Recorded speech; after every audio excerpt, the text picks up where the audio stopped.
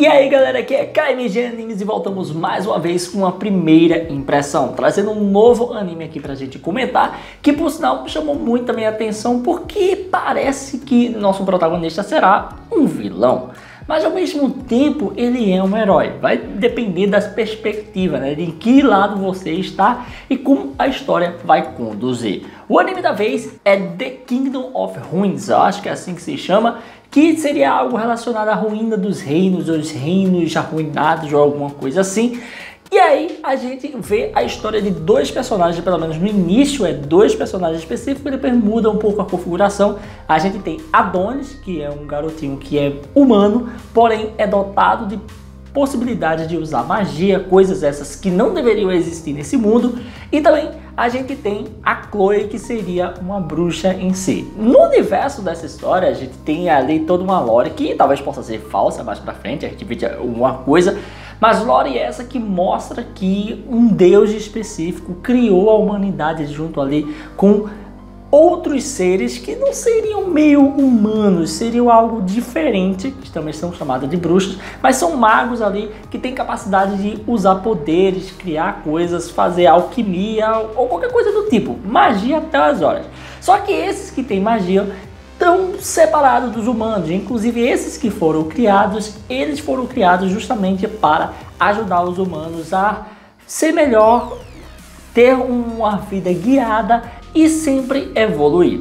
Eles sempre estavam ajudando os humanos. Mas o fato é que alguma coisa deu errado, que nessa história tudo se inverteu e essas bruxas, esses magos passaram a ser os inimigos da humanidade por algum motivo. Eles são praticamente a mesma pessoa, os mesmos jeitos, os mesmos costumes, mesma face, fala, forma, tudo igual. A única diferença é que uns podem usar poder e outros não podem usar poder. Só que nessa história, o que eu achei interessante é que é um futuro, temos tecnologia, tem tudo da modernidade que a gente conhece atualmente, só que ao mesmo tempo não é assim, porque ainda existe aquele tipo de reino, né, de funcionalidade com relação ao império, essas coisas.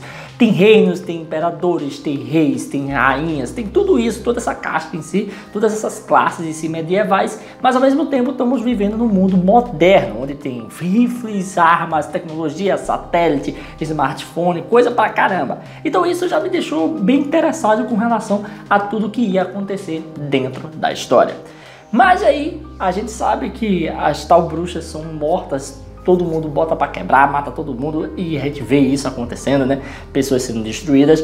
Inclusive também é falado no próprio anime que existia uma frase a mais dentro dessa história, desse universo, que caso os humanos e essas bruxas não convivessem bem, não fossem aliados, toda a humanidade cairia num caos desesperador, absurdo. Então, se eles destruírem as bruxas, se eles causarem esse desequilíbrio, eles mesmos se matariam, eles mesmos se destruiriam e as coisas ficariam loucas. Inclusive, a gente vê a Chloe e o Adonis, né, caminhando, fugindo, meio que nesse cotidiano já dentro dessa história.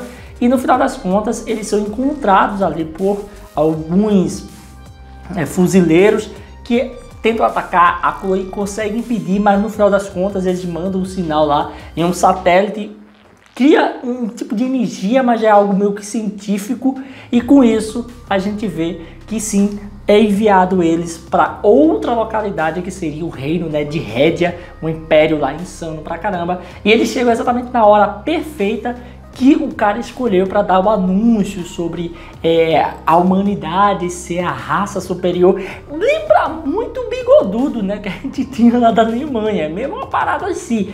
Pega os humanos, mostra para eles um novo inimigo, um perigo, um problema ideal para todos se reunir contra, e assim faz ascender aquele povo, aquele império. E a gente acaba vendo que no final das contas isso deles aparecerem do nada lá acaba sendo o estopim para dar aquela cereja no bolo no discurso lá do ditador, né? E no final das contas o que a gente vê é que ele usa eles como exemplo, até porque a própria Chloe, que sempre tratou ali o seu aprendiz para ele aprender a tratar bem os humanos, ter empatia por eles e não querer dizimá-los e matá-los, porque fazer isso seria algo horrível para ele, já que ele é também humano, né?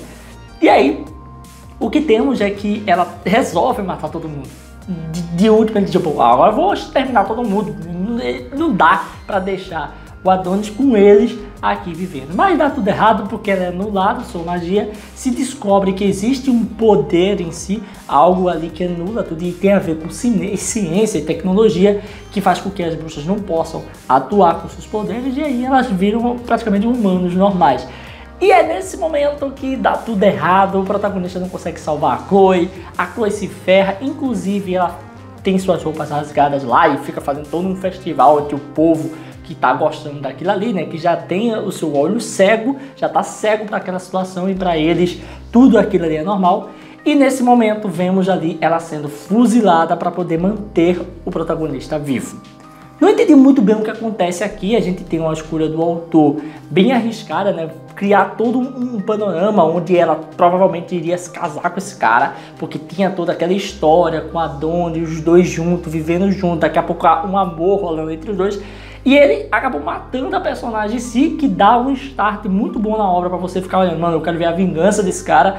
Só que, ao mesmo tempo, a gente não entende o porquê que ele vai preso em vez de ser morto, né? Já que a gente tem um cara ali que ia ser morto, ela se matou pra ele não morrer, mas tipo, um vilão mataria, eu não entendi qual é o furo do roteiro dessa história. E no final, o que acontece é que se some e se vai 10 anos na frente. Mas antes de eu comentar sobre tudo isso, gostaria de falar sobre a fluidez da animação em si, que tá muito boa, tá bem acima da média. A gente tem momentos da própria Chloe se movimentando, usando magia, que são muito bonitos, muito legais. Inclusive, infelizmente, é muito bem feita o fuzilamento aí, né, da Chloe. A gente vê que no momento que ela tá sendo fuzilada, vê os pedacinhos das carnes voando, cara, achei pesado pra caramba. A gente dá uma estilizada, né, deixa de preto e branco ali o corpo dela e só o restante vermelho. Então fica bem interessante, artístico, mas é muito pesado e bem feito toda a animação. Tem muita animação fluida e isso já me deixou empolgado, né, porque a gente vai ter um anime que vai ter uma animação pelo menos na média ali, ou ultrapassando um pouquinho. A gente vê também um pouquinho disso na abertura que aparece lá, que mostra que vai ter realmente lutas e tal. E no final das contas, 10 anos à frente, a gente vê outra personagem. E aqui tá um ponto que eu não curti muito. Essa nova personagem é a típica personagem de história de anime que é a boazinha. Pode ter o capeta na frente dela, ela vai dizer, não, mas vamos ser bonzinhos, vamos fazer as coisas legais, vamos nos dar a paz no mundo, não vê problema em nada. Esse tipo de personagem eu odeio, porque claramente tem um lugar lá que tá um monte de mulher servindo para escrava sensual ou qualquer outro tipo de coisa relacionada a mulheres, e inclusive é deixado claro que por conta desse evento, de como tratar as bruxas, o mundo está um caos e todos os impérios estão lutando entre si. Então não existe paz e prosperidade por matar as bruxas. Isso nunca resolveu nada. E é claro que nunca vai resolver. Até a história da humanidade mostra isso, né? A gente viu lá com o alemão, o japonês, o chinês, todo mundo que fez guerra na humanidade não resolveu em nada. A mesma coisa aqui. O inimigo em comum foi deletado, foi destruído, mas novos inimigos já apareceram. Quem eram eles? Os próprios que lutavam contra as bruxas. E a gente vê que existem várias garotas ali que foram sequestradas para servir de venda para outras pessoas, para outras nações, de escravas e tal. E nesse meio tá essa personagem que eu falei, que ela é a personagem alta astral, boazinha, que tá feliz com tudo. E provavelmente fizeram essa personagem assim para poder tentar fazer com que o personagem principal amoleça mais um pouquinho. Porque o bicho tá com o capeta do couro, ele quer matar todo mundo porque mataram a mulher que ele amava e era a professora dele e ele gostava muito dela, viveu com ela. Ela deu a segunda chance de vida para ele. E a gente vê essa personagem até mesmo salvando a outra que ia ser chamada para ser vendida. Uma das escravas lá que ia ser chamada. E ela, quando consegue lá, eu achei muito ruim a forma como ela foge. Poderia ter sido uma coisa mais criativa, ou pelo menos mostrado que ela usou uma magia, sei lá, qualquer coisa. Apesar que eu acho que ela é humana, então ela não usa magia.